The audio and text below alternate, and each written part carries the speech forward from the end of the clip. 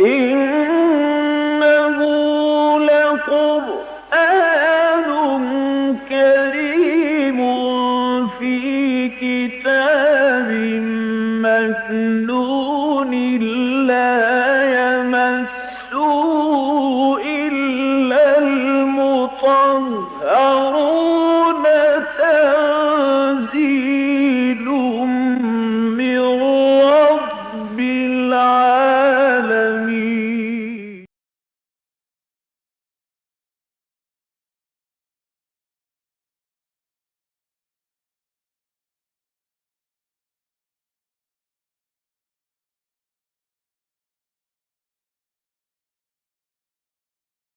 أعوذ بالله من الشيطان الرجيم. بسم الله الرحمن الرحيم. ما قطعتم من لينة أو تركتموها قائمة على أصولها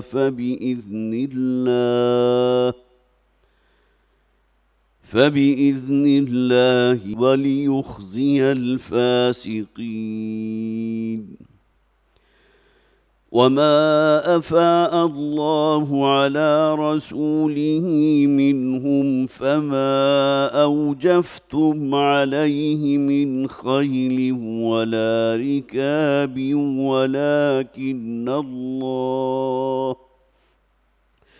ولكن الله يسلط رسله على من يشاء والله على كل شيء قدير. ما أفاء الله على رسوله من أهل القرى فلله وللرسول ولذي القربى واليتامى والمساكين وابن السبيل كي لا يكون دولة بين الأغنياء منكم. وما آتاكم الرسول فخذوه وما نهاكم عنه فانتهوا واتقوا الله إن الله شديد العقاب. للفقراء المهاجرين الذين أخرجوا من ديارهم وأموالهم يبتغون فضلا من الله ورضوانا وينصرون الله ورسوله أولئك هم الصادقون. والذين تبوأوا الدار والإيمان من قبلهم يحبون من هاجر إليهم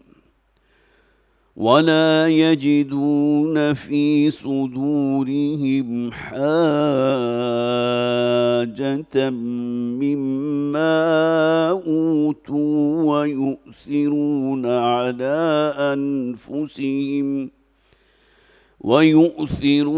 على أنفسهم ولو كان بهم خصاصة ومن يوق شح نفسه فأولئك هم المفلحون. والذين جاءوا من بعدهم يقولون ربنا اغفر لنا ولإخواننا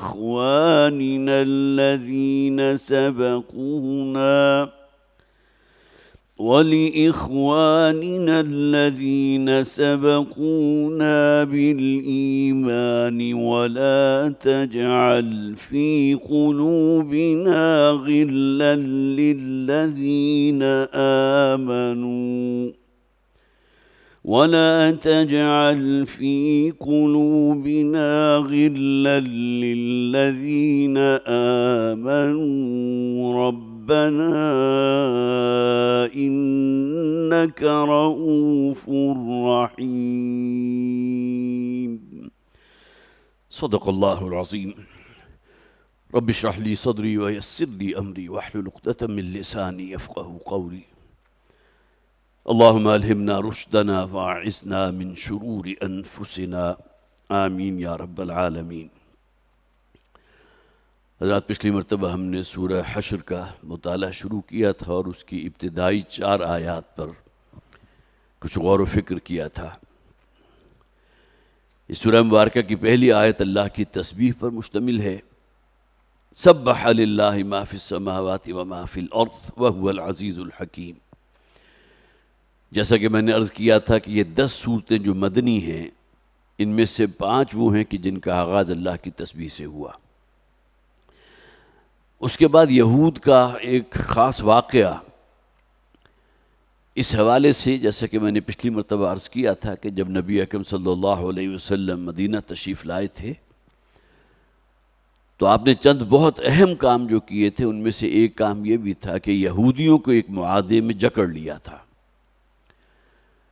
اس لیے کہ بہرحال نبی اکرم صلی اللہ علیہ وسلم کو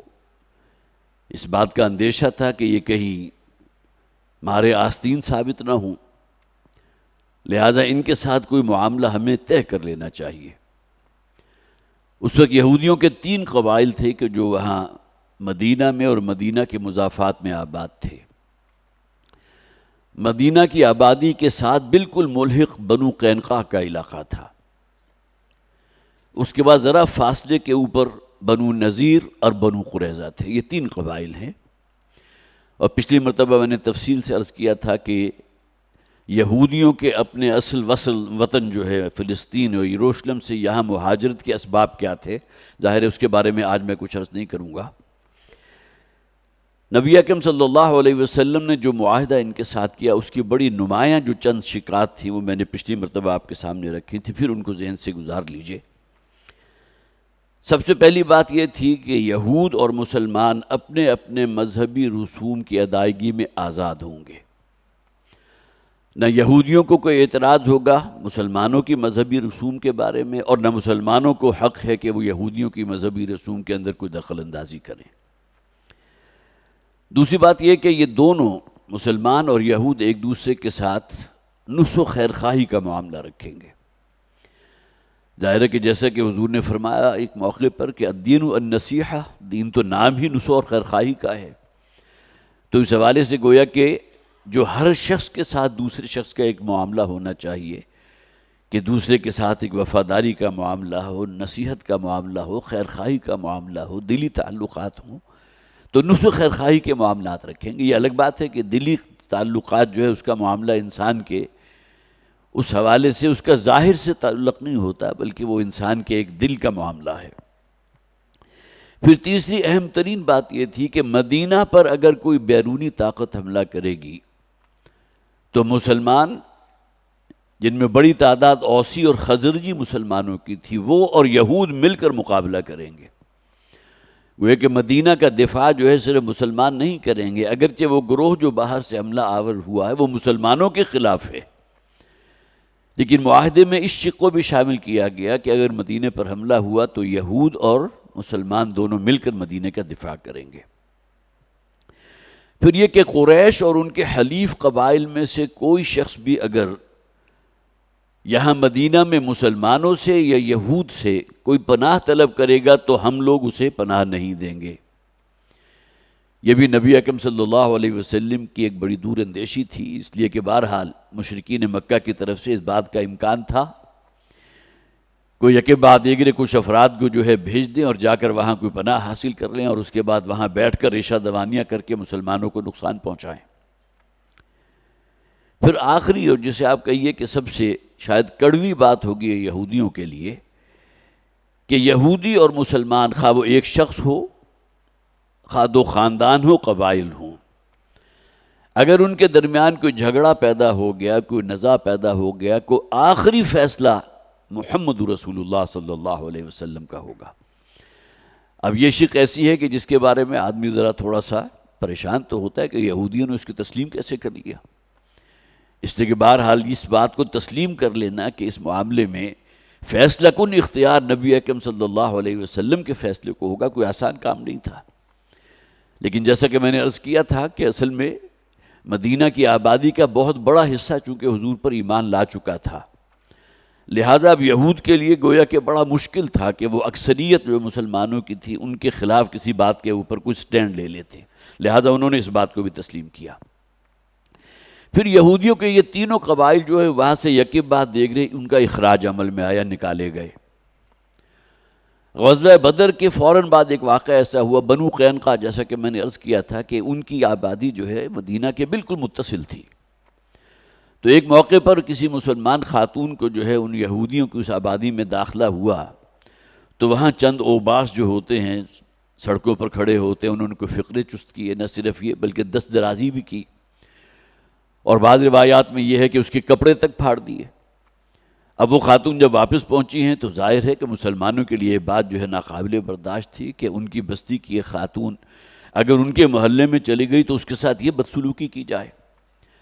لہذا کسی غیرت مند جو انصاری وہاں موجود تھے اور اس نوجوان نے جو ہے اس شخص کو قتل کر دیا جس نے اس خاتون کے ساتھ دست درازی کی تھی۔ نتیجتاً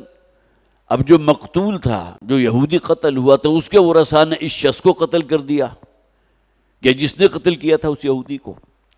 تو اب گویا کہ وہ جنگ بھڑک اٹھنے کے لیے تیار تھی کہ نبی اکرم صلی اللہ علیہ وسلم نے اس معاملے میں فیصلہ کیا، اور آپ نے پھر بنو قینقاع جو ہے محاصرہ کیا اور انہیں 10 دن کی مہلت دے دی کہ 10 دن کے اندر اندر اس بستی کو تم خالی کرو اور جہاں چاہو چلے جاؤ۔ تو یہ گویا کہ بنو قینقاع کا جو اخراج عمل میں آیا غزوہ بدر کے متصلاً بعد آیا۔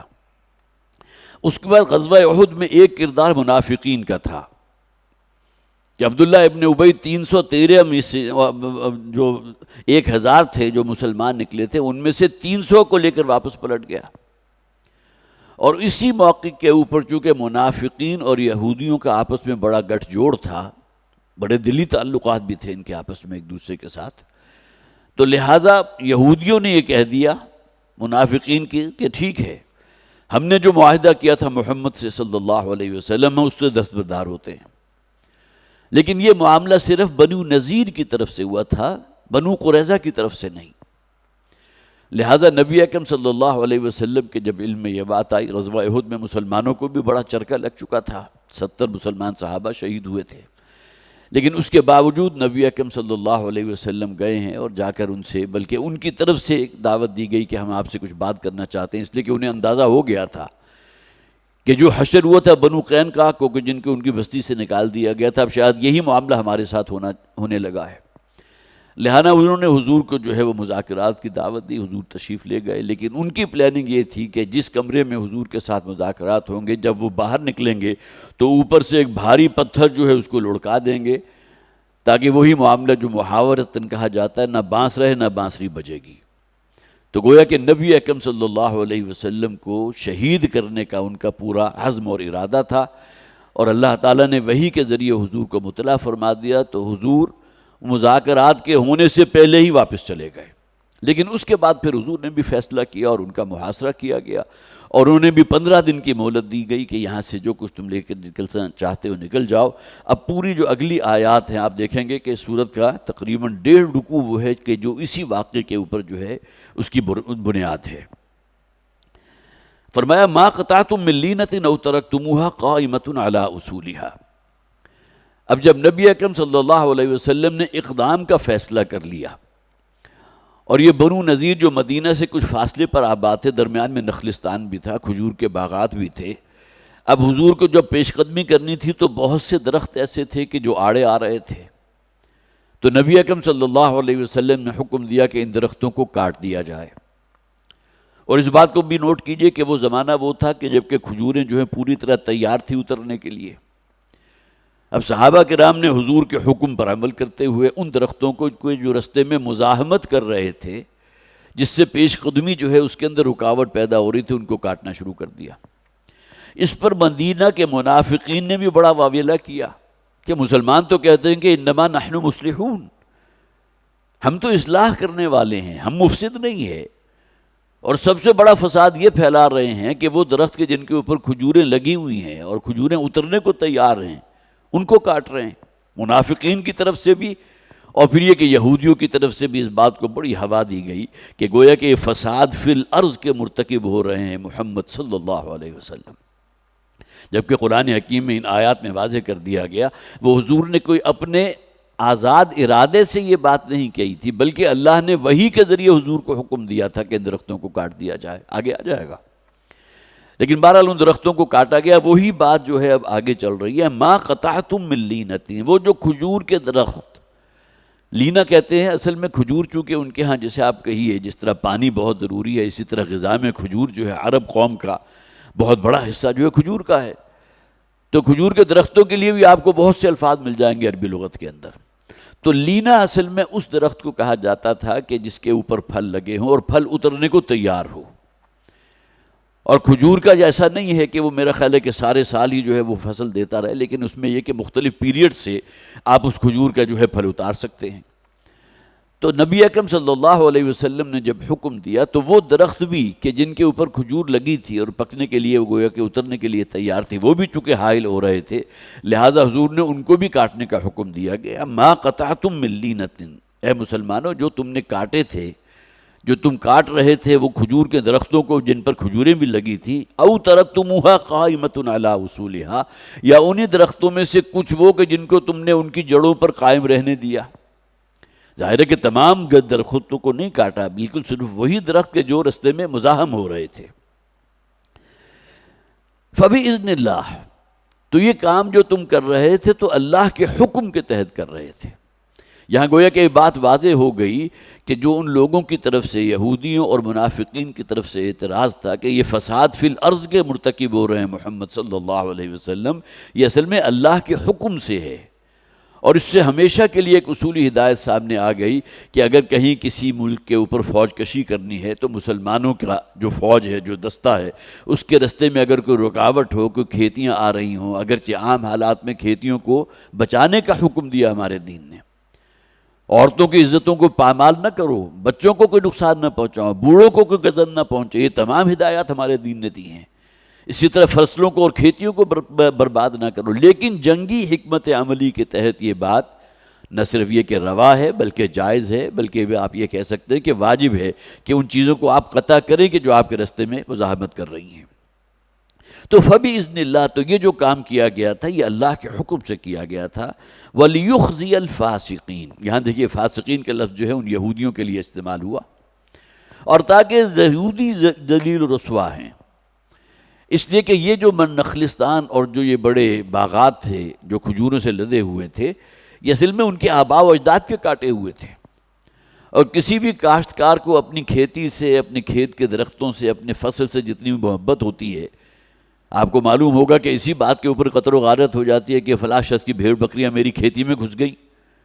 اور انہوں نے میری کھیتی جو ہے اس کو پامال کر کے رکھ دیا، خاک کو تھوڑا ہی حصہ جو ہے اس کا برباد کیا ہو، لیکن اس کے اوپر جو ہے وہ تلواریں نکل آیا کرتی تھی۔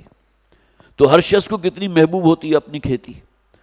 تو یہ وہ درخت کے جو ان کے آباء و اجداد نے لگائے تھے، ان کے ساتھ ایک بڑی جذباتی تعلق بھی تھا ان کا اور محبت کا معاملہ بھی تھا، تو گویا کہ ان کی نگاہوں کے سامنے ان درختوں کو کاٹا جا رہا تھا جن سے انہیں بڑی محبت بھی تھی ان یہودیوں کی، اور پھر اس سے بڑھ کر یہ کہ ان کے آباء و اجداد سے بڑے مقدس درخت تھے اس حوالے سے کہ ہمارے باپ دادا، ان کے پردادا کے زمانے کے لگائے ہوئے درخت جو ہے وہ آج کاٹے جا رہے ہیں۔ تو یہ گویا کہ ایک اعتبار سے دنیاوی ذلت اور رسوائی کا بھی ایک سبب بنے یہودیوں کے لیے۔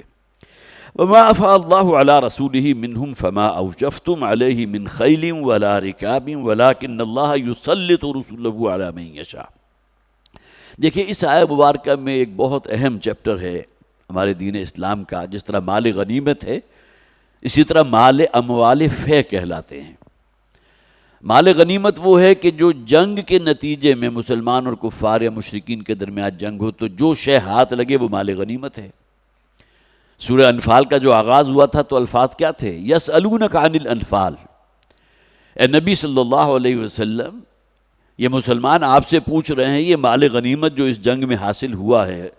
غزوہ بدر کے موقع پر کتنے ہی گھوڑے تھے، کتنے اونٹ تھے، سامان حرب تھا، تلواریں تھی، ڈھالیں تھی،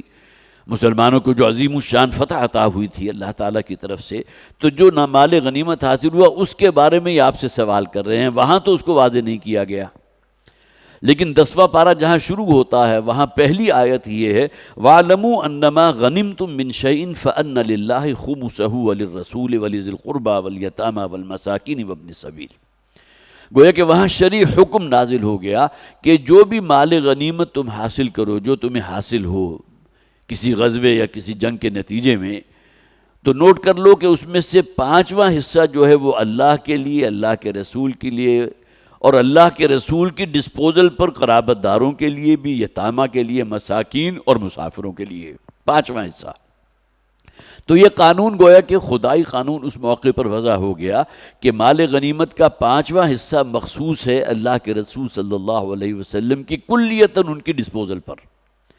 اور بقیہ جو 4 حصے ہوں گے وہ ان مجاہدین میں تقسیم کر دیے جائیں گے۔ یہاں بھی ایک اختلاف ہے کہ جو بھی مال حاصل ہوا وہ اموال جو ہیں وہ منقولہ ہیں یا غیر منقولہ ہیں۔ غیر منقولہ کون سے ہیں؟ جن کو آپ شفٹ نہیں کر سکتے، مکان بنا ہوا ہے، کوئی زمین ہے، وہ غیر منقولہ ہے۔ لیکن جو شے جو ہے وہ ٹرانسفر ہو سکتی ہے، ادھر ادھر موو کر سکتی ہے، نقل مکانی کر سکتی ہے، گھوڑے ہیں، سامان ہے، گھر کا سامان ہے، یا سامان غیر منقولہ کہلاتا ہے۔ تو غیر منقولہ جو منقول ہو جائے، بلکہ الٹی بات ہے کہ غیر منقولہ وہ ہے کہ جس کو آپ وہاں سے کوئی نقل نہیں کر سکتے، ادھر ادھر نہیں لے کر جا سکتے، وہ آپ کے ایسٹس آ جائیں گے، وہ آپ کی زمین آ جائے گی، مکانات ہوں گے۔ تو مال فے کے اندر بھی یہ دونوں تقسیمیں موجود ہیں، منقولہ کون سا ہے، غیر منقولہ کون سا ہے۔ تو وَاعْلَمُوا أَنَّمَا غَنِمْتُم مِّن شَيْءٍ، یہاں اس آیہ مبارکہ میں تو مال غنیمت کے بارے میں حکم آ گیا، لیکن اب یہاں آ رہا ہے مال فے کے بارے میں۔ اور مال فے اصل میں وہ مال ہوتا ہے کہ جو جنگ کی نوبت آنے سے پہلے ہی مسلمانوں کے ہاتھ لگ جائے۔ گویا کہ کسی علاقے کو فتح کیا گیا اور وہاں کے لوگوں کو سرنڈر کر دیا، جنگ کی نوبت ہی نہیں آئی، اور نبی اکرم صلی اللہ علیہ وسلم کی زندگی میں پہلا موقع یہ تھا جبکہ بنو نذیر کے خلاف آپ نے پیش قدمی کی اور جنگ کی نوبت ہی نہیں آئی۔ 10 دن کی مہلت جب ختم ہوئی تو حضور نے جو حکم دیا تھا کہ اپنے ان گھروں میں سے جو کچھ تم لے جانا چاہتے ہو، گویا کہ جو شے نقل ہو سکتی ہے، منقولہ ہے، اس کو تم لے جاؤ۔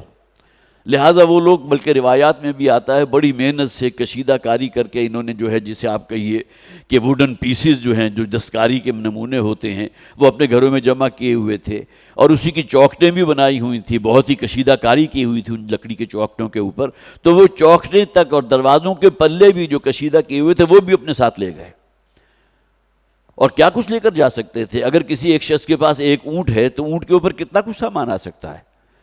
لہذا جو شے بھی وہاں سے نقل ہو سکتی تھی، جو وہاں سے لی جائی جا سکتی تھی، ان کو اجازت دے دی گئی کہ وہ لے جائیں، لیکن جو شے وہاں اب موجود تھی، اب وہ جو ہے اصلاً مال فے کہلاتا ہے، اور اس کی تقسیم کا حکم آ رہا ہے۔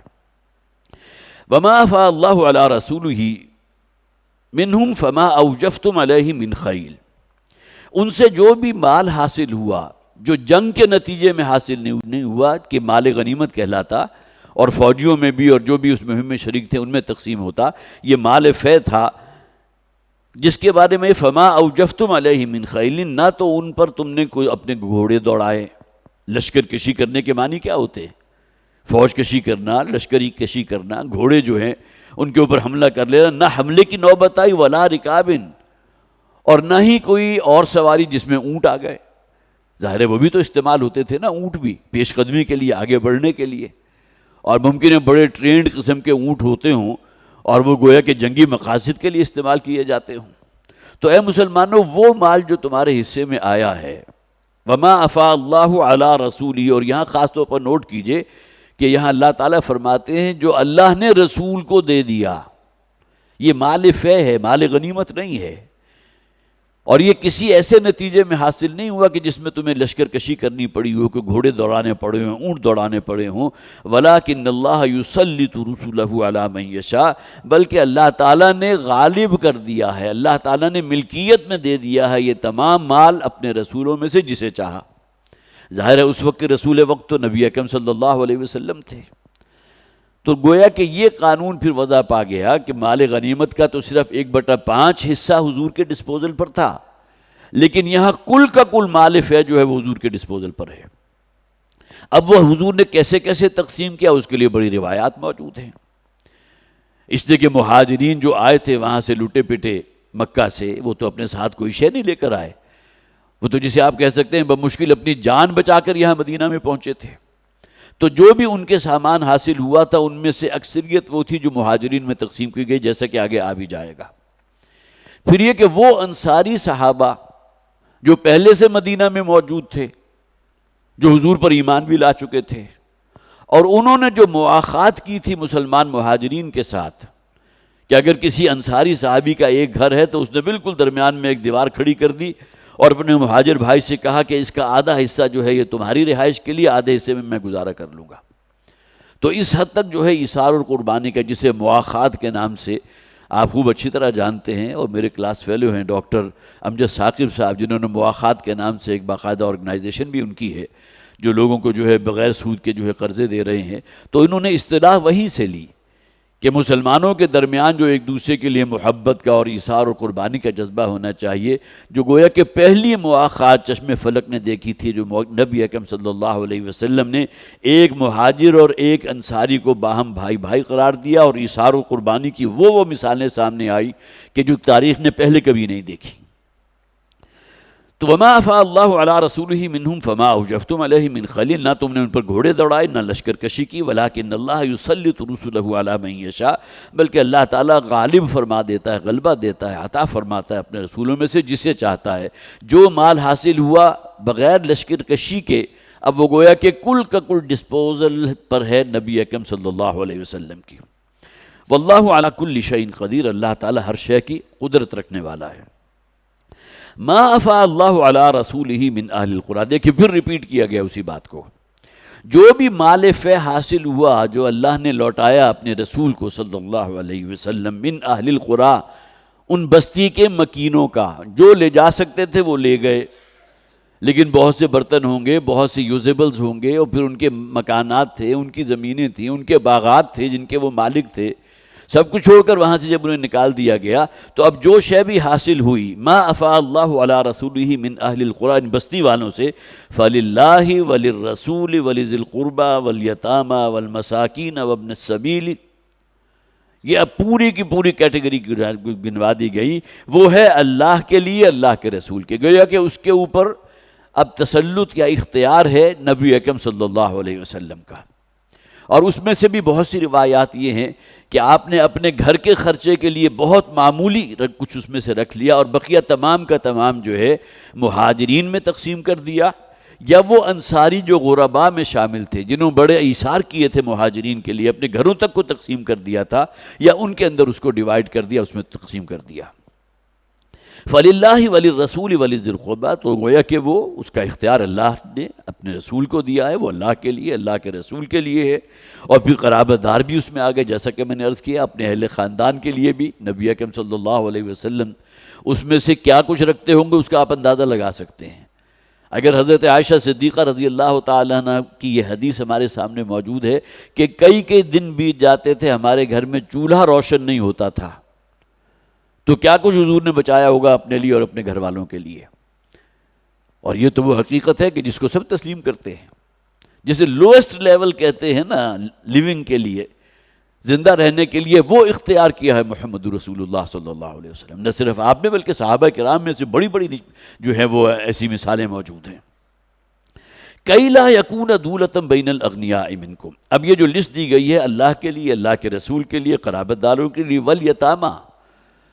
اور اس معاشرے کے اندر یتیم بھی تو بہت تھے نا، جن کے جو بھی باپ ہیں وہ کہیں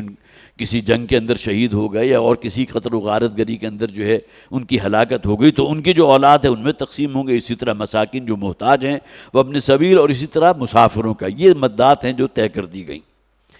کَإِ لَا يَكُونَ دُولَةً بَيْنَ الْأَغْنِيَاءِ مِنْكُمْ، تاکہ ایسا نہ ہو کہ یہ جو شے مال حاصل ہوا ہے، یہ مال فے کہہ لیجئے، یا جو کچھ بھی دولت ہے، وہ تمہارے اغنیاء اور تمہارے جو امراء ہیں، جو تمہاری ایلیٹ کلاس ہے، انہی کے اندر گھومتا رہ جائے۔ گویا کہ جو سرکل بن جاتا ہے کہ تمام کی تمام دولت کا ارتکاز کہاں ہو گیا؟ امراء کے پاس۔ اس کا نتیجہ کیا نکلتا ہے کہ امیر جو ہے وہ امیر سے امیر تر ہوتا چلا جاتا ہے۔ آج کا زمانہ اس کا بہت بڑا سمبل ہے۔ ایک طرف تو یہ سود خورانہ ذہنیت، اور سود بنیاد بنتی ہے جس شے کی اس کے یہ جسے آپ کا یہ نجاستیں ہیں کہ غریب غریب سے غریب تر غریب تر غریب تر ہوتا چلا جا رہا ہے، امیر امیر سے امیر تر امیر تر امیر تر ہوتا چلا جا رہا ہے۔ حالانکہ اصولاً ہونا کیا چاہیے کسی بھی مسلمان معاشرے کے اندر کہ جو سرمایہ ہے اس کا بہاؤ امراء سے غرباء کی طرف ہونا چاہیے۔ آخر غریب بھی تو انسان ہے نا، اس کی بھی تو ضروریت ہے، اس کی بھی اولاد ہے، اس کو بھی کوئی تعلیم چاہیے، اسے بھی پیٹ بھرنے کے لیے کوئی شے چاہیے، تن ڈھانکنے کے لیے کپڑا چاہیے، رہنے کے لیے کوئی سکنا چاہیے۔ تو لہذا جن لوگوں کو اللہ نے دیا ہے جو امراء ہیں، اب ہمارے دین کے اندر زکوٰۃ ہے، صدقات ہیں، عشر ہے، خمس ہے، یہ تمام چیزیں علامت ہے اس بات کی کہ سرمایہ امراء سے غرباء کی طرف ٹریول کر رہا ہے، سرمایہ کا بہاؤ امیروں سے غریبوں کی طرف ہے جو ہونا چاہیے، اور غرباء سے امراء کی طرف بھی سرمایہ بہتا ہے، لیکن اس کی بدترین شکل جو ہے وہ سود ہے۔ کوئی غریب آدمی جو ہے سود پر کوئی رقم حاصل کرتا ہے اور پھر ہر مہینے جو ہے اس کے اوپر سود ادا کر رہا ہے، تو گویا کہ اب وہ جو ادائیگی ہے وہ فقراء سے امراء کی طرف جا رہی ہے۔ وہ جو سود خور بنیا اوپر بیٹھا ہوا ہے، جس نے سود دیا ہوا ہے سینکڑوں لوگوں کو، اور وہ حرام کی کمائی سے اپنا پیٹ بھر رہا ہے، جہنم بھر رہا ہے، جہنم کے اندر جو ہے اپنے آپ کو لے جانے کا پورا بندوبست کر رہا ہے۔ تو گویا کہ سرمایہ کا بہاؤ یہاں الٹا ہو گیا، جو بہت بڑی ایک خطرناک علامت ہے، نجاست ہے کہ فقراء اور غلباء اب وہ گویا کہ مکلف ہے، یا یہ کہ وہ اس بوجھ تلے ہیں، انڈر پریشر ہیں کہ وہ سود خور جو بنیا اوپر بیٹھا ہوا ہے، جس نے قرض دیا اس کو پیسہ پہنچائے۔ لِكَيْ لَا يَكُونَ دُولَةً بَيْنَ الْأَغْنِيَاءِ مِنْكُمْ، تاکہ جو بھی مال ہیں ایسا نہ ہو کہ وہ صرف تمہارے اغنیاء کے درمیان میں دولتاً گھومتا رہے، جس کی والد محترم مثال دیا کرتے تھے کہ ایک کروڑ پتی کی لڑکی کی شادی ہوئی کسی کروڑ پتی لڑکے کے ساتھ، اب مہر جو ہے وہ لاکھوں کروڑوں کا باندھ دیا، کس نے باندھا؟ کروڑ پتی نے۔ کس کے لیے؟ کروڑ پتی کے لیے۔ اسی طرح کروڑ پتی جو لڑکی ہے وہ کروڑوں کا جہیز لے کر آ گئی پھر کروڑ پتی مرد کے پاس۔ تو بدترین شکل ہے سرمایہ کا گردش کرنا امراء کے درمیان، جس کے مظاہر آج ہماری سوسائٹی میں نظر بھی آ رہے ہیں۔ لیکن اصولی طور پر جو یہ بات ہے اس کو سمجھ لیجئے، اگرچہ اس کے بارے میں کہا گیا ہے کہ یہ چونکہ بات ہو رہی ہے مال فے کی، تو مال فے کے بارے میں شاید یہ حکم ہے کہ ایسا نہ ہو کہ جن کے پاس پہلے ہی جو ہیوز میں شامل ہیں ان کو اور دے دیا جائے۔ ظاہر ہے کہ نبی اکرم صلی اللہ علیہ وسلم کو اگر اختیار دیا گیا ہے تو آپ نے اس مال کی جو تقسیم کی ہے وہ حد درجے انصاف کے ساتھ اور مبنی بر قسط کی ہے، کہ مہاجرین جو سب سے بڑھ کر مستحق تھے، یہ مال فیل جو ان یہودیوں کا جو بچا تھا، جو حصے میں آیا تھا، وہ ان میں تقسیم کیا گیا۔ ان کی جو زمینیں ہیں مہاجرین کو الاٹ کی گئیں، باغات جو ہیں مہاجرین کو دیے گئے، اور پھر اسی طرح جو انصاری صحابی ہیں جو وہاں جنہوں نے مدد کی تھی مہاجرین کی، ان میں سے بھی جو نچلا طبقہ تھا ان کے اندر یہ تمام چیزیں تقسیم کی گئیں۔ تو ما افاء اللہ علی رسولہ من اہل القریٰ فللہ وللرسول ولذی القربیٰ والیتامیٰ والمساکین وابن السبیل کی لا یکون دولۃ بین الاغنیاء منکم، تاکہ یہ جو ہے روپے کا جو ہے پھر یہ تمام کا تمام جو ہے اغنیاء کے درمیان ہی سرکل نہ کرتا رہے۔ وما آتاکم الرسول فخذوہ وما نہاکم عنہ فانتہوا۔ اب یہ اصولی بات کر دی گئی، حالانکہ آیت وہی چل رہی ہے۔ لہذا بہت سے لوگوں نے اس سے مراد بھی یہ ترجمہ کیا ہے، وما آتاکم الرسول، جو شے دیں تمہیں رسول فخذوہ، اسے لے لو، وما نہاکم عنہ فانتہوا، اور جو شے تم سے روک لیں، جو تمہیں نہ دیں اس پر قانے رہو، اسے چھوڑ دو۔ گویا کہ اللہ کے رسول کا فیصلہ ہے، اللہ نے اپنے رسول کے ذریعے کسی اور تک پہنچانی ہو تو اللہ کے رسول اس کے اوپر قادر ہیں۔ تو اگر مال فے کے ساتھ اس کا آپ تعلق جوڑیں گے تو گویا کہ اس لیے مخصوص ہو گیا آیت کا یہ حصہ کہ جو مال فے میں سے اللہ کے رسول جو جس کو جتنا کچھ دے رہے ہیں اس پر قانے رہے، اس پر مطمئن رہے، اس سے کہ فیصلہ یا تقسیم ہے اللہ کے رسول کی صلی اللہ علیہ وسلم، اور جس کو اگر نہیں دیا، اس سے سلب کر لیا، اس سے روک لیا، تو اسے بھی مطمئن رہنا چاہیے کہ یہ فیصلہ ہے محمد رسول اللہ صلی اللہ علیہ وسلم کا۔ لیکن یہ کہ اس کے بارے میں بہرحال یہ ایک اصولی ہدایت ہے، جب بھی دین کی بات ہوتی ہے، جیسا کہ بلکہ ایک روایت بھی موجود ہے، بخاری میں موجود ہے، حضرت عبداللہ ابن مسعود رضی اللہ تعالیٰ عنہ اس کے راوی ہیں، وہ فرماتے ہیں کہ ایک عورت، بلکہ حدیث کے الفاظ یہ ہیں کہ ایک عورت ام یعقوب اس کا نام تھا، مدینہ کے رہنے والی انصاریہ تھی، تو حضرت عبداللہ ابن مسعود رضی اللہ تعالیٰ عنہ کے پاس گئیں اور ان سے یہ سوال کیا کہ میں نے سنا ہے کہ نبی اکرم صلی اللہ علیہ وسلم ممکن ہے کہ یہ جو حدیث ہے حضور کے وصال کے بعد کی ہو، اور اس خاتون کے علم میں وہ حدیث نہ ہو جو صحیح حدیث ہے، کہ میں نے سنا ہے کہ اللہ کے رسول صلی اللہ علیہ وسلم نے ایسی عورتوں پر لعنت فرمائی ہے جو اپنی جلدوں کو، کھالوں کو گدواتی ہیں، جسے ٹیٹو کہتے ہیں نا۔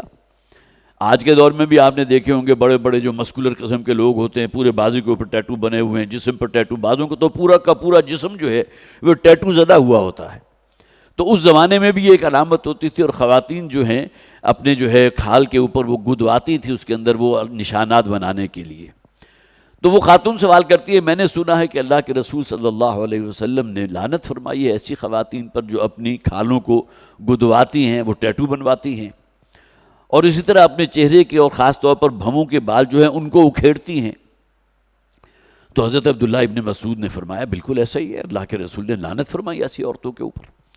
اس لیے کہ بہرحال اس کی ایک دلیل موجود ہے کہ اللہ نے جو تخلیق دی ہے اس کے اندر اگر تم اپنی کوئی مصنوعی کاریگری کرتے ہو تو لا تبدیل لخلق اللہ، اللہ تعالیٰ نے جو جس کے اوپر انسان کی تخلیق کی اس کو اسی طرح رہنا چاہیے، سوائے یہ کہ کوئی سرجری کی ضرورت ہو۔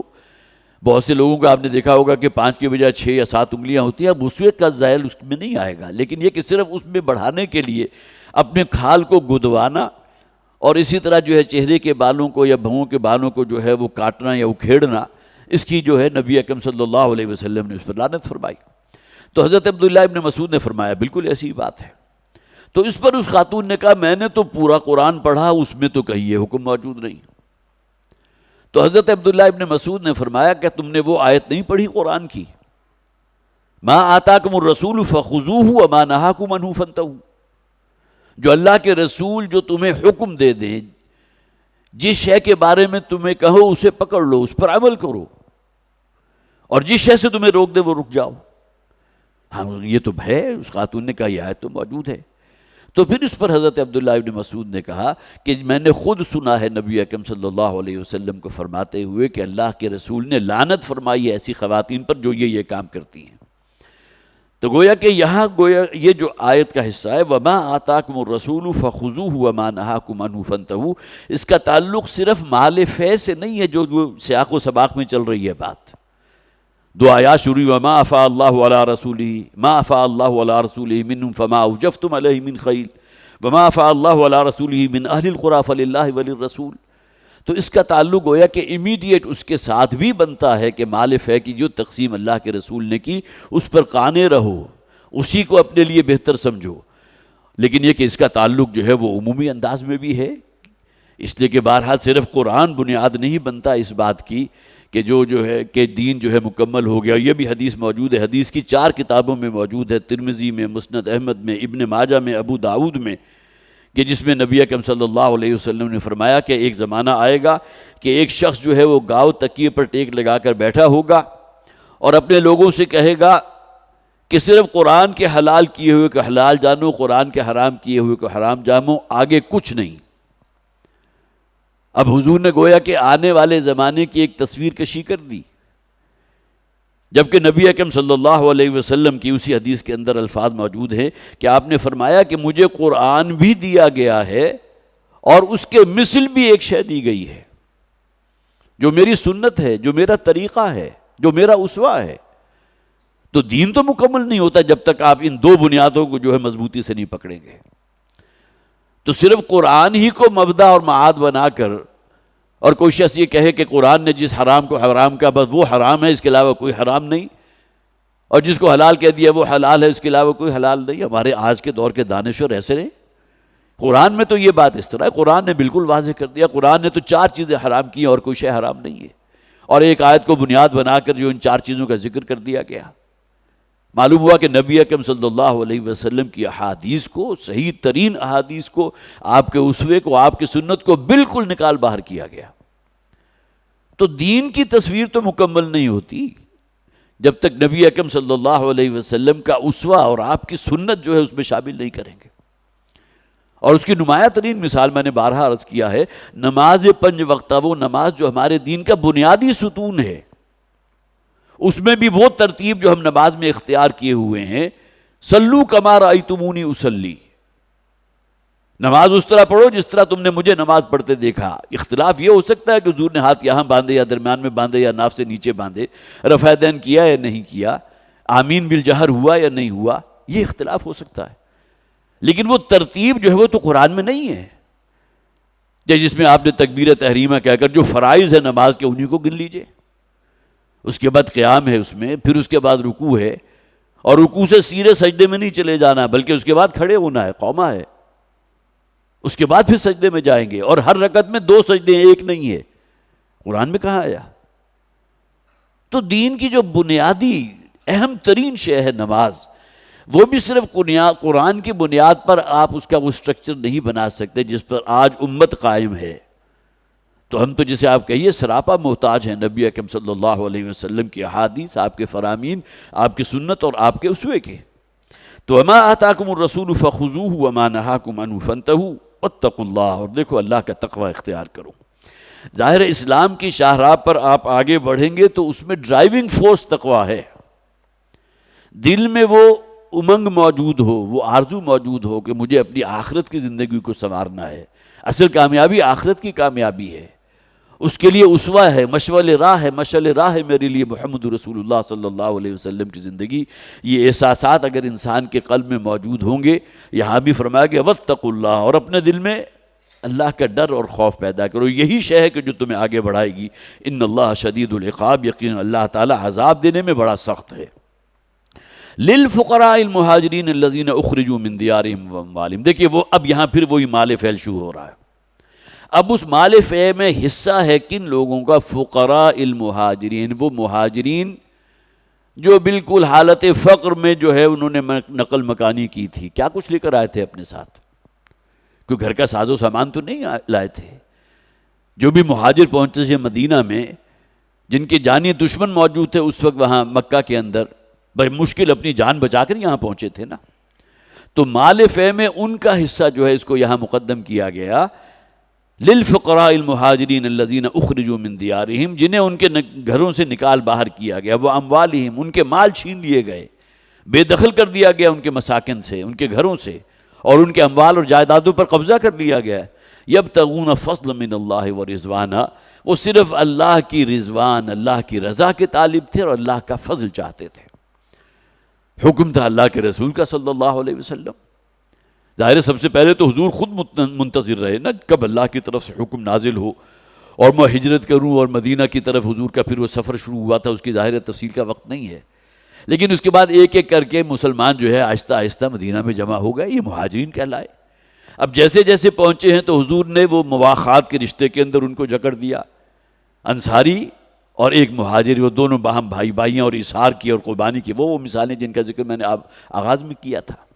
لیکن بہرحال یہ وہ تھے جن کی یہاں مدینہ میں کوئی جائیداد نہیں ہے، کوئی مکان نہیں ہے، کوئی ایسٹس نہیں ہے. تو مالف ہے اب یہودیوں کا جو قبیلہ وہاں سے بے دخل کیا گیا تھا بنو نذیر، ان کا حصہ للفقراء المہاجرین، اس کے گویا کہ مستحق ہیں یہ مہاجرین کہ جو اپنے گھروں سے نکال باہر کیے گئے، ان کے اموال چھین لیے گئے. یبتغون فضلا من اللہ ورضوانا، اور وہ اللہ کا فضل کے متلاشی ہیں، اللہ کو راضی کرنا چاہتے ہیں. وینصرون اللہ ورسولہ، اور اللہ کے رسول کے مددگار ہیں، مدد کرنے والے ہیں. یہاں اللہ کے رسول کی مدد، اللہ کے دین کی مدد. اس بات کو بھی نوٹ کیجئے کہ غزوہ بدر کے موقع پر جو 313 کی تعداد میدان بدر میں موجود تھی، ان میں صرف چند تھے کہ جو انصاری صحابہ تھے، بقیہ تمام کے تمام مہاجرین تھے جنہوں نے گویا کہ اپنے آپ کو سپرد کر دیا تھا محمد رسول اللہ صلی اللہ علیہ وسلم کے کہ جو حکم اللہ کے رسول دیں گے، ہماری جان چلی جائے ہم اس کو ترجیح دیں گے. اگرچہ نکلے تھے مدینے سے، جنگ کا ارادہ نہیں تھا، قافلے کا رستہ روکنا مقصود تھا، لیکن جب اللہ کے رسول نے فیصلہ کر لیا کہ نہیں ہمیں جنگ کرنی ہے، تو اب ایسا نہیں ہوا کہ اس کے اندر کوئی مین میخ نکالی گئی ہو، بلکہ کہ مہاجرین کی بڑی تعداد اس میں جیسا کہ میں نے عرض کیا موجود تھی، لیکن چند گنتی کے صحابہ، انصاری صحابہ بھی موجود تھے. وَيَنْصُرُونَ اللَّهَ وَرَسُولَهُ، اور جو مددگار ہیں، مدد کرتے ہیں اللہ کی اور اللہ کے رسول کی، اللہ کے دین کے لیے، اپنی جانوں تک کا نذرانہ پیش کرنے سے دریغ نہیں کرتے، اولئک هم الصادقون، صرف یہی وہ لوگ ہیں کہ جو سچے ہیں۔ ہم الصادقون، کس میں سچے ہیں؟ اپنے ایمان کے سچے، ایمان کے کھرے، جنہوں نے اگر شہادت دی ہے محمد رسول اللہ صلی اللہ علیہ وسلم کی رسالت کی گواہی دی ہے تو اس پر یہ پکے اترے ہیں، راست باز ہیں، سچے ہیں اپنے دعویٰ ایمان میں۔ والذین تبوؤا الدار والایمان من قبلہم، اب یہاں دیکھیے انصاری صحابہ میں سے بھی جو تھوڑے سے نچلے طبقے سے تعلق رکھتے تھے دنیاوی مال و اسباب کے حوالے سے، ایک معاملہ ہے کسی شخص کا اللہ کی نگاہ میں کتنی قدر و منزلت ہے، وہ بالکل دوسری بات ہے۔ جیسا کہ حضور نے فرمایا نا کہ بعض اللہ والے ایسے بھی ہوتے ہیں، کسی مجلس میں بیٹھنا چاہیں عزت داروں کی مسجد تو وہاں سے دھتکار دیے جائیں، کہیں اپنے لیے لڑکی کا کوئی سوال کر بیٹھے نکاح کے لیے تو کوئی انہیں لڑکی دینے کو تیار نہ ہو، لیکن اللہ کی نگاہ میں ان کی قدر و منزلت وہ ہوتی ہے کہ کسی بات پر اگر قسم کھا بیٹھے تو اللہ تعالیٰ ان کی قسم کی لاج رکھتا ہے۔ اب دنیاوی اعتبار سے ان کا معاملہ جو ہے وہ فقراء صحابہ میں سے ہے، لیکن یہ کہ بہرحال وہ لوگ کہ جو انصاری صحابی ہیں، والذین تبوؤا الدار، وہ لوگ کہ جنہوں نے قرار پکڑا ہوا تھا اپنے گھروں میں۔ بوا یبوّ آتا ہے کسی کو ٹھکانہ دینا، یتبوّ آتا ہے کسی کو خود ٹھکانہ پکڑنا، تو یہاں باب افتعال باب افعال کے اندر ہے، یتبوّ یا باب تفعیل کے اندر ہے کہ جس کے معنی ہے جو پہلے سے ٹھکانہ پکڑے ہوئے تھے، گویا کہ مدینہ کے رہنے والے جو حضور پر ایمان لا چکے اب وہ انصار مدینہ کہلاتے ہیں، اور یہ وہ لوگ تھے کہ جنہوں نے قربانی دی تھی، اپنے گھروں کو تقسیم کر دیا تھا، اپنی مال اور جائیداد جو ہے ان میں سے آدھا حصہ جو ہے مہاجر بھائی کو دے دیا، آدھا اپنے پاس رکھ لیا۔ اب ان کے لیے بھی اس مال فے کے اندر ایک حصہ متعین کر دیا گیا۔ والذین تبوؤا الدار والایمان من قبلہم، ان سے پہلے گویا کہ مہاجرین کے مدینہ میں آمد سے پہلے یہ لوگ حضور پر ایمان بھی لا چکے تھے۔ مہاجرین تو بعد میں آہستہ آہستہ آئے ہیں نا، سب سے پہلی مہاجرت تو حضور کی ہوئی، حضرت ابوبکر صدیق رضی اللہ تعالیٰ ان کے ساتھ تھے، اور اس کے بعد آہستہ آہستہ مہاجرین جو ہے مکے سے کو خیر بات کہہ کے یہاں منتقل ہوئے تھے۔ تو جو ان کے آنے سے پہلے یہاں موجود تھے اور حضور پر ایمان لا چکے تھے اور انہوں نے وہاں اپنے گھر بھی بنائے ہوئے تھے، ان کا ٹھکانہ وہاں موجود تھا، یحبون من ہاجر الیہم، اور وہ بڑی شدید محبت کرتے ہیں ان سے کہ جو ان کی طرف ہجرت کر کے لوٹے ہیں۔ کسی انصاری کے دل میں اپنے مسلمان مہاجر صحابی کے لیے کتنی عزت ہے، کتنی توقیر ہے، کتنی محبت ہے۔ اب قرآن حکیم یہاں مدح کر رہا ہے انصاری صحابہ کی جو مدینہ کے رہنے والے تھے۔ والذین تبوؤا الدار والایمان، وہ جو لوگ کہ یہاں پہلے سے موجود تھے، قرار پکڑے ہوئے تھے، اور ایمان میں بھی انہوں نے گویا کہ پہلے سے ایمان لائے ہوئے تھے، مہاجرین آہستہ آہستہ کر کے مدینہ پہنچے ہیں۔ یحبون من ہاجر الیہم، اور جو بھی ان کی طرف اپنا وطن خیر بات کہہ کے چھوڑ کر یہاں آئے تھے ان سے وہ شدید محبت کرتے ہیں۔ ولا یجدون فی صدورہم حاجۃ مما اوتوا، اب دیکھیے اب یہ جو مال فے کی تقسیم ہوئی تو نبی اکرم صلی اللہ علیہ وسلم نے مقدم رکھا مہاجرین کو، لہٰذا ایک امکان موجود تھا نا انصاری صحابہ کے دل میں بھی خیال پیدا ہو کہ جی زیادہ ان کو دے دیا، ہمارے لیے تو بچا ہی کچھ نہیں، یا بہت کم دیا گیا۔ یہاں اس کی بھی نفی کر دی گئی کہ جہاں محبت ہے ان کے دلوں میں، انصاری صحابہ کے دلوں میں مہاجرین کے لیے، وہاں مہاجرین کو جو کچھ دیا گیا نبی اکرم صلی اللہ علیہ وسلم کی طرف سے تو ان کے دل میں کہیں اس کے اوپر کوئی، جسے آپ کہیے کہ کسی قسم کا کوئی دباؤ نہیں ہے، کسی قسم کی کوئی کمی نہیں ہے، دل کے اندر کوئی تنگی محسوس نہیں کی انہوں نے کہ مہاجرین کو زیادہ دے دیا گیا، ہمیں کچھ کم دیا گیا۔ ولا یجدون فی صدورہم حاجۃ مما اوتوا ویؤثرون علی انفسہم ولو کان بہم خصاصہ، اور اس سے بھی آگے بڑھ کر یہ انصار مدینہ ترجیح دیتے ہیں مہاجر کو، خواہ انہیں خود ہی کوئی تنگی اور فاقہ برداشت کرنا پڑے۔ اب یہ تو واقعات ہیں کہ جو سیرت میں آپ کو مل جائیں گے کہ کوئی وہاں مدینہ کا رہنے والا ہے، مہاجر کوئی شخص آیا بھوکا ہے، گھر میں کھانے کو کچھ نہیں ہے، واقعہ تو آپ تمام حضرات نے پڑھا بھی ہوگا، تو یہ انصاری صحابی جو ہے اس مہاجر کو یا اپنے مسلمان بھائی کو اپنے گھر لے گئے، بیوی سے جا کر پوچھا کچھ ہے، اس نے کہا نہیں بمشکل ہمارے اپنے کھانے کے لیے گھر کے 4-5 افراد ہیں، بمشکل اتنا موجود ہے۔ تو انہوں نے کہا ٹھیک ہے، جب رات کے وقت آئیں گے میں ان کو لے کر آؤں گا، تو جب وہ کھانے کا وقت آئے تو چراغ بجھا دینا۔ اب یہ واقعہ آپ کے بھی علم میں ہوگا، ہم نے بھی پڑھا ہوا ہے۔ اس سے بڑھ کر ایثار اور قربانی ہو سکتی ہے کہ خود بھوکے رہے، ان کے گھر والے بھوکے رہے. گویا کہ تربیت بھی اگر ہے بیوی کی اور اولاد کی تو وہ بھی اس درجے کی کہ انہوں نے بھی اس اثار اور قربانی کے اندر حصہ لیا. لیکن یہ کہ ہمارا کوئی جو ہے وہ بھائی مسلمان بھائی مہاجر بھائی کہیں بھوکا نہ رہ جائے. یؤثرون علی انفسہم، وہ ترجیح دیتے ہیں مقدم رکھتے ہیں اپنی جانوں پر مہاجرین کو. ولو کان بہم خصاصہ، خواہ انہیں خود اپنے اوپر سختی اور تنگی اور فاقہ برداشت کرنا پڑے، لیکن ایثار اور قربانی اس درجے کا کہ میرے مہاجر بھائی کو کہیں کوئی تکلیف نہ پہنچے. یہ جسے آپ کہیے کہ جو مدح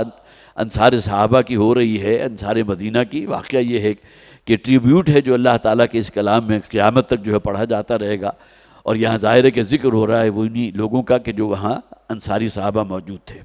وَمَنْ يُوقَ شُحَّ نَفْسِهِ فَأُولَٰئِكَ هُمُ الْمُفْلِحُونَ، اور جو شخص بھی اپنے جی کی لالچ سے بچا دیا گیا تو یہی وہ لوگ ہیں کہ جو کامیاب ہونے والے ہیں. شح اصل میں کہتے ہیں بخیلی، اللہ نے دیا ہے لیکن اس کے اوپر خود خزانے کا سانپ بن کر بیٹھ جانا. کوئی شے جو ہے کوئی زکوٰۃ بھی نکالنا اس کے اوپر اگر دوبھر ہو جائے. اور زکوٰۃ کے بارے میں بھی جیسے کہ منافقین میں سے ایک کردار سامنے آتا ہے نا، اس نے کہا تھا کہ زکوٰۃ تو اصل میں ایک تاوان ہے، چٹی ہے کہ جو اللہ نے ہمارے اوپر ڈال دی. معاذ اللہ ثم معاذ اللہ. اگر سوچنے کا یہ انداز ہوگا تو ظاہر ہے کہ اسلام کا دعویٰ لاکھ کرتے پھریں، اصل اسلام ایمان تو دل کے اندر موجود نہیں ہے. تو وَمَنْ يُوقَ شُحَّ نَفْسِهِ، جو شخص بھی جی کے لالچ سے بچا لیا گیا ہے، بخل اور مال کی محبت سے محفوظ رکھا گیا، فَأُولَٰئِكَ هُمُ الْمُفْلِحُونَ، تو یہی وہ لوگ ہیں کہ جو کامیابی سے ہمکنار ہونے والے ہیں. یہ 9 آیات یہاں اس سورہ حشر کی مکمل ہوئیں. انشاءاللہ بقیہ آیات جو ہے اگلی مرتبہ ہم پڑھیں گے. اللہ تعالی ہمیں قرآن حکیم کو سمجھنے کی، اس پر عمل کرنے کی توفیق عطا فرمائے. بارک اللہ لی ولکم فی القرآن العظیم ونفعنی وإیاکم بالآیات والذکر الحکیم.